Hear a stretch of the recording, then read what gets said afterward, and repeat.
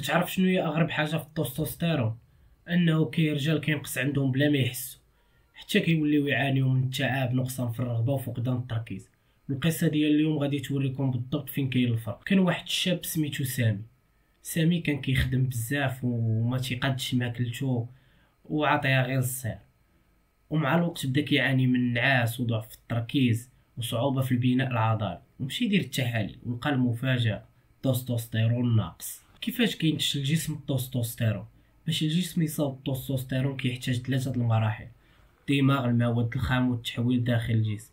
الدماغ، الغده النخاميه كتبعث اشاره للخصيتين يفرزوا اش ال. المواد الخام، الجسم ما يقدرش يصاوب التستوستيرون بلا كوليسترول، زنك، مغنيسيوم ودهون صحيه وفيتامين دي وفيتامين بي 6. التحويل داخل الجسم، الخصيتين كياخدوا هاد المواد وكيحولوها لهرمونات كتأثر على العضلات والطاقة والتركيز. أهم 7 ديال الأطعمة مثبتة علميا: الزنجبيل كيرفع التستوستيرون من 10% ل 17%، السبانخ، زيت الزيتون، صفار البيض، افوكادو، اللحم الاحمر، السردين والطون، المكسرات بجميع انواعها. واخا سامي بدا كياكل مزيان، خاصو يعرف شنو يتجنب: السكر الابيض، الزيت النباتيه المصنعه، والمنتوجات اللي فيها الصويا اللي تيكون فيها الاستروجين، الاكل المقلي والاكل المكرر. نظام يومي يساعدك باش ترفع التستوستيرون: الفطور البيض زائد الافوكادو وشاي الزنجبيل. الغداء الدجاج ولا اللحم، بطاطا والرز والسبانخ، وجبه خفيفه: اكاجو، اللوز، قرقاع.